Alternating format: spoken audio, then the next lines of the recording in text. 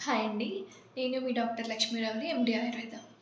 Hair fall series start చేసినప్పటి నుంచి చాలామందికి చాలా డౌట్స్ వస్తున్నాయి.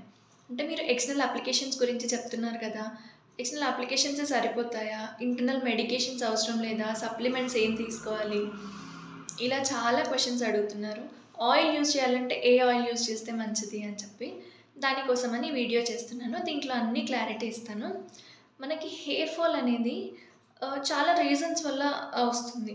మెయిన్ రీజన్ ఏంటి అంటే పొల్యూషన్ అయ్యుండొచ్చు, విటమిన్ డెఫిషియన్సీస్ కానీ, కాల్షియం, ఐరన్, బయోటిన్ డెఫిషియన్సీస్ కానీ ఇవి కూడా రీజన్స్ అయ్యుండొచ్చు. సమ్ మెటబాలిక్ డిసీజెస్ రీజన్స్ అయ్యుండొచ్చు, మెడికేషన్స్ అయ్యుండొచ్చు. ఇంకా కొన్ని ఇరిటెంట్స్ ఉంటాయి కదా! అంటే షాంపూస్, పర్ఫ్యూమ్స్ ఇలాంటివి ఎక్కువ యూజ్ చేయడం వల్ల అంటే హెయిర్‌కి జెల్స్ కానీ అలాంటివి ఎక్కువ పెట్టడం వల్ల దాంట్లో ఆటోమేటిక్‌గా కెమికల్స్ ఉంటాయి కాబట్టి అవి హెయిర్‌ని ఇరిటేట్ చేసి దాంతో హెయిర్ ఫాల్ అయ్యుండొచ్చు. సో, ఫస్ట్ రీజన్ ఏంటి అనేది మనం రూల్ ఔట్ చేసుకొని తర్వాత ట్రీట్మెంట్ తీసుకుంటే చాలా మంచి రిజల్ట్స్ ఉంటాయి. ట్రీట్మెంట్ అంటే ఏంటి అంటే వెళ్లి మెడికేషన్ తీసుకోవడం అనే కాదు.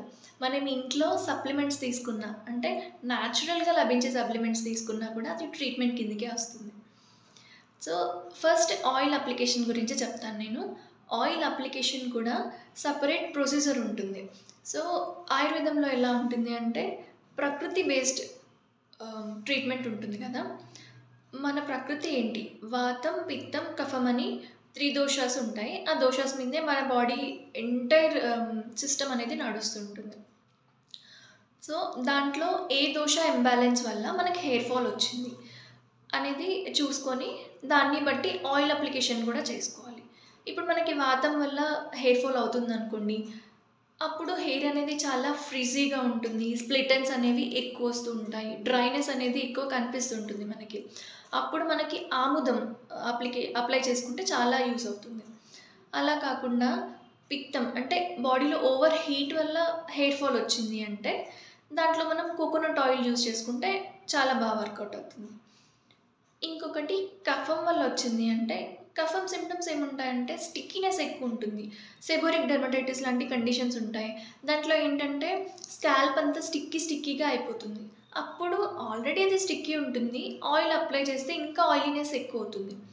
అలాంటప్పుడు ప్రాబ్లమ్ అనేది ఇంకెక్కువవుతుంది తప్ప తగ్గదు. అందుకని అలాంటి కండిషన్స్‌లో ఆయిల్ అప్లికేషన్ అనేది అవాయిడ్ చేసేయాలి.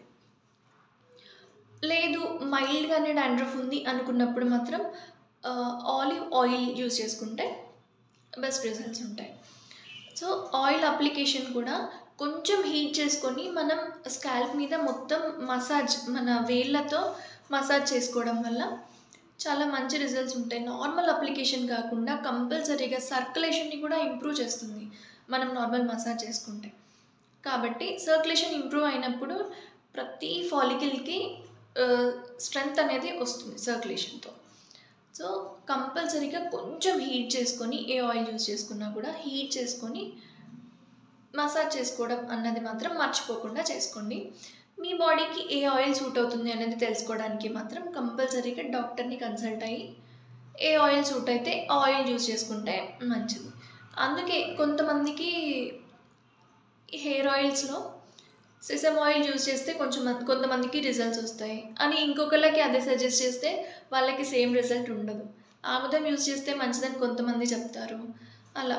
అంటే మీ బాడీ టైప్ అనేది డాక్టర్‌కి మాత్రమే అనలైజ్ చేయగలుగుతారు కాబట్టి డాక్టర్‌ని కన్సల్ట్ అయ్యి మీరు ఏ ఆయిల్ యూజ్ చేసుకోవాలనేది తెలుసుకుంటే మంచి రిజల్ట్స్ అనేవి ఉంటాయి. సో, సప్లిమెంట్స్ విషయానికొస్తే అంటే డైట్. మనకు సప్లిమెంట్స్ న్యాచురల్ సప్లిమెంట్స్ అంటే సెపరేట్‌గా ఏమి ఉండవు గదా! డైట్‌లో ఏమి ఇంక్లూడ్ చేసుకోవాలి అంటే first fresh fruits and vegetables. ఫ్రెష్‌గా తీసుకోవడం ఫ్రీజ్డ్ ఫుడ్స్ కాకుండా ఫ్రెష్ ఫుడ్స్ తీసుకోవడం వల్ల హెయిర్ ఫాల్ అనేది మనం తగ్గించుకోవచ్చు. దాంట్లో కూడా వాటర్ కంటెంట్ ఉన్న ఫుడ్స్ ఎక్కువ తీసుకోండి. మనం సలాడ్స్ యూజ్ చేస్తుంటాం కదా! దాంట్లో కుకుంబర్, క్యారెట్, బీట్రూట్ ఇవన్నీ యాడ్ చేసుకొని యూజ్ చేసుకుంటాం కాబట్టి, అవి చాలా యూజ్ అవుతాయి వెజిటబుల్స్‌లో. అలా కాకుండా ఆనియన్స్ కూడా. మనం ఎక్స్టర్నల్ అప్లికేషన్‌కి కూడా ఆనియన్ యూజ్ చేస్తుంటాము. ఆనియన్‌లో ఉండే సల్ఫర్ అనేది కూడా మన బాడీకి హెయిర్ ఫాల్‌ని తగ్గించడంలో యూజ్ అవుతుంది. మన బాడీకి చాలా మంచిది కాబట్టి ఆనియన్‌ని అది కూడా సలాడ్ లాగానే యూజ్ చేస్తుంటాం మనం. కుకుంబర్ కూడా యూజ్ చేస్తాం. ఇవన్నీ కొంచెం హ్మ్, వాటర్ ఎక్కువ వాటర్ కంటెంట్ ఎక్కువున్న ఫుడ్స్ అన్నమాట. ఇవన్నీ ఇంక్లూడ్ చేసుకోవడం వల్ల హెయిర్ ఫాల్‌ని తగ్గించుకోవచ్చు. ఫ్రూట్స్ విషయానికొస్తే ఫస్ట్ బనానా. బనానాలో ఉండే పొటాషియం చాలా బాగా యూజ్ అవుతుంది మనకి. అలా కాకుండా అవకాడో అన్నది కూడా చాలా మంచి రిజల్ట్స్ ఇస్తుంది. అవకాడోలో విటమిన్ ఈ ఉంటుంది. విటమిన్ ఈ క్యాప్సూల్స్ కూడా హెయిర్‌కి అప్లై చేస్తూ ఉంటాం కదా! సో, ఎక్స్‌టర్నల్ అప్లికేషన్ కాకుండా మనకి ఇంటర్నల్ సప్లిమెంట్ అనేది ఉంటే హెయిర్ ఫాల్‌ని తగ్గించుకోవడానికి ఎక్కువ యూజ్ అవుతుంది కాబట్టి అవకాడోస్ తీసుకోండి. దాంతో పాటు vitamin C fruits and vegetables tomatoes కానీ, ఉసిరికాయ కానీ, సిట్రస్ ఫ్రూట్స్ కానీ ఇలాంటివి ఎక్కువ యూజ్ చేసుకోవడం వల్ల మనకి హీలింగ్ అనేది ఎక్కువవుతుంది కాబట్టి, ఆ హీలింగ్‌లో సర్క్యులేషన్ ఇంప్రూవ్ చేస్తుంది. హీలింగ్ కెపాసిటీని ఇంప్రూవ్ చేస్తుంది. ఇమ్యూన్ సిస్టమ్‌ని పెంచుతుంది vitamin E. So, vitamin C foods ఎక్కువ తీసుకోవడం వల్ల మనకి హెయిర్ ఫాల్‌ని మనం తగ్గించుకోవచ్చు. ఇంకా స్మూతీస్ ఇప్పుడు ట్రెండ్ అయిపోయింది కదా! స్మూతీస్ యూజ్ చేయడం అన్నది. దాంట్లో మనం చేసే తప్పులు చెప్తాను నేను. ఇవి మీరు అవాయిడ్ చేసుకుంటే స్మూతీస్ యూజ్ చేసుకున్నా కూడా చాలా మంచి రిజల్ట్స్ ఉంటాయి. స్మూతీస్ యూజ్ చేస్తున్నాము, ఆయిల్ అప్లై చేస్తున్నాము, అయినా కానీ మాకు రిజల్ట్ లేదు అన్న వాళ్ళకి ఒక్కసారి చూడండి. డిఫరెన్స్ ఏంటి అనేది మీకే తెలుస్తుంది. తర్వాత మీరే అర్థం చేసుకోగలుగుతారు. ఇందుకా మేము ఎన్ని యూజ్ చేసినా కూడా మాకు రిజల్ట్ లేదు అని చెప్పి. ఫస్ట్ మనం స్మూతీ ప్రిపేర్ చేసుకున్నప్పుడు ఏం చేస్తాము? బయోటిన్ స్మూతీస్ అని ఇస్తున్నాం కదా! సో, బయోటిన్ డెఫిషియన్సీ ఉన్న వాళ్ళకి యూజ్ అవుతుంది. దాంట్లో మనం అంజీరా, బాదం, కాజు, కిస్మిస్ ఇవన్నీ యాడ్ చేసుకొని, రాత్రంతా నానబెట్టుకొని, పొద్దున అది గ్రైండ్ చేసుకొని, దాంట్లో మిల్క్ యాడ్ చేసుకొని, బనానా యాడ్ చేసుకొని తాగుతుంటాం. స్మూతీ ప్రిపేర్ చేసుకొని తాగుతుంటాం కదా! అది అస్సలు చేయకండి. మీరు డ్రై ఫ్రూట్స్ తీసుకున్నప్పుడు ఫ్రెష్ ఫ్రూట్స్ అనేవి మిక్స్ చేసి అసలు తీసుకోవద్దు. కంపల్సరీగా డ్రై ఫ్రూట్స్‌కి, ఫ్రెష్ ఫ్రూట్స్‌కి గ్యాప్ అనేది ఇవ్వాలి. కొంచెం గ్యాప్ ఇచ్చి తీసుకుంటే దాంట్లో ఉన్న ఆహ్, పోషకాలనేవి మన బాడీకి చాలా బాగా అందుతాయి.